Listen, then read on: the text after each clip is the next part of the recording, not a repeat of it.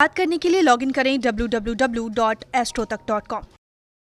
मित्रों नमस्कार, मैं हूं आपका मित्र कमल नंदलाल और मैं आप सभी दर्शकों का हार्दिक अभिनंदन करता हूं एस्ट्रो तक की खास प्रस्तुति कमल नंदलाल के महा उपाय जो आपके जीवन को सरल, सुगम और सफल बनाए सिर्फ एस्ट्रो तक पर। तभी तो आपसे कहता हूं कि एस्ट्रो तक को लाइक करें, सब्सक्राइब करें और कमल नंदलाल तो ये कहता ही है कि शेयर तो बनता है, क्योंकि आपका एक शेयर बहुत बड़ा काम करता है।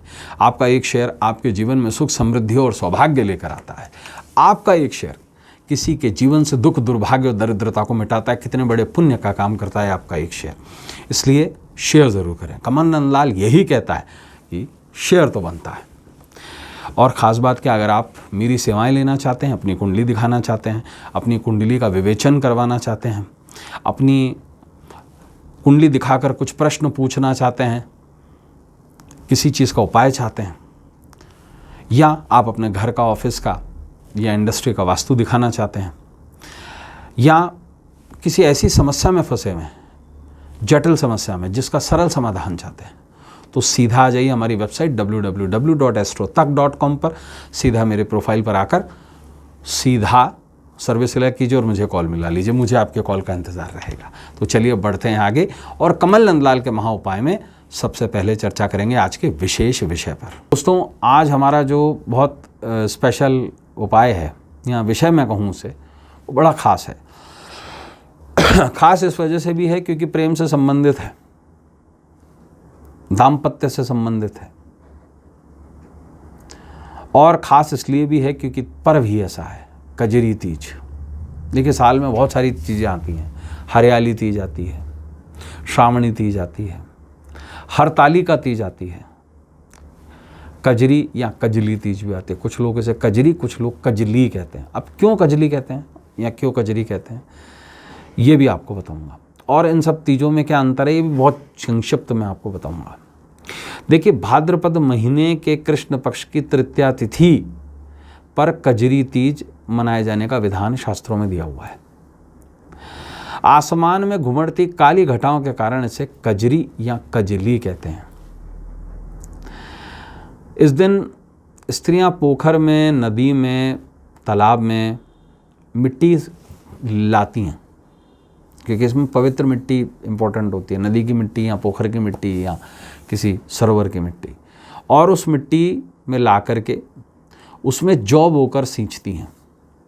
और ये जो क्रम है, ये सावन की तीज से ही शुरू हो जाता है और थोड़े दिन में इसमें पौधे निकल आते हैं, जिन्हें तीज के दिन स्त्रियां अपने भाई और पिता के कान पर रखकर उनसे आशीर्वाद लेती हैं। इसे जरई खोसना कहते हैं, जरई खोसना। कजरी तीज जो मूलतः मनाई जाती है वो देवी षोडशी के आधार पर मनाई जाती है, जिन्हें त्रिपुर सुंदरी भी कहा गया है ना। तो देवी षोडशी का जो स्वरूप है, राधा, कृष्ण की सखी राधा, कृष्ण की प्राण वल्लभ राधा, उनके स्वरूप के आधार पर मनाया जाता है। और ये जो मूलतः कजरी तीज, बाकी तीजें नहीं बोल रहा हूँ मैं, कजरी तीज का जो पर्व है वो राधा और कृष्ण के उपासना का पर्व है। अलग अलग मत हैं। इस दिन सुहागनें राधा कृष्ण का पूजन करती हैं और षोडशी मंत्र का उच्चारण करते हुए हवन करती हैं, शास्त्र कहता है। कजरी तीज पर 3 बातें मना है। अगर ये 3 बातें में से एक भी बात कर दी तो कजरी तीज का कोई महत्व ही नहीं है, आपका व्रत ही फेल हो जाता है। पहला, जीवन साथी से छल कपट नहीं करना चाहिए। दूसरी बात, झूठ बोलना। और तीसरी बात, पर निंदा यानी कि दूसरे की निंदा करना। ये 3 चीज़ें मना हैं। इस दिन अन्न, वस्त्र और धन के दान से स्त्रियों को सुख, संपत्ति और सौभाग्य प्राप्त होता है। ये मूलतः स्त्रियों का व्रत है, लेकिन इसे पुरुष भी करते हैं। कजरी तीज के खास उपायों से पुरुषों को 4 पुरुषार्थ यानी कि धर्म, अर्थ, काम और मोक्ष, इन 4 चीज़ों की प्राप्ति होती है। कजरी तीज के विशेष उपायों से प्रेम जीवन में सफलता मिलती है, फैमिली लाइफ अच्छी होती है और शादी में आ रही बाधाएं दूर होती हैं।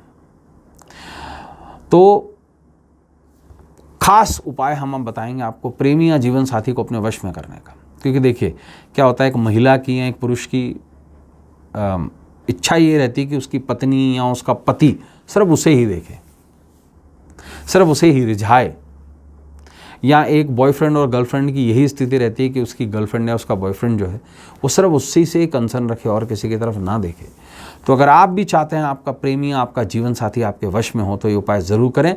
क्या करना है आपको, अपने प्रेमी या जीवन साथी के चित्र के बैक साइड में, यानी कि पीछे वाली तरफ, जो उनकी फ़ोटो है उसके पीछे वाली तरफ जो वाइट वाले पोर्शन होता है, उस पर केसर से क्लीम लिखें। क्लीम ये कृष्ण का बीज है, और ये किसी भी राधा कृष्ण के मंदिर में ले जाएं और पूरी श्रद्धा के साथ चढ़ा दें। एक विशेष मंत्र का जाप करें आप। मंत्र को ध्यान से सुनिएगा, ये आपको लिखा हुआ भी दिखाई देगा। ये जो मंत्र है, ओम कृष्ण प्राण अर्पणे नमः, इसका मतलब होता है जिसने कृष्ण को अपने प्राण अर्पण कर दिए वो राधिका को नमन। तो ये युगल मंत्र है, कृष्ण और राधा का युगल मंत्र। तो ओम कृष्ण प्राण अर्पणे नमः, इसका जाप कीजिए। आश्वस्त करता हूँ प्रेमी या जीवन साथी वश में ज़रूर रहेगा। तो मित्रों, आज के लिए बस इतना ही। कल आपसे फिर मुलाकात होगी, तब तक देखते रहें एस्ट्रोतक और अपने मित्र कमल नंदलाल को इस उम्मीद के साथ इजाज़त दीजिए कि हमारा आने वाला कल, हमारा भविष्य सुंदर हो, सुखद हो, उज्जवल हो। इजाज़त दीजिए, कल फिर मुलाकात होगी आपसे। नमस्कार, नमः शिवाय, हर हर महादेव।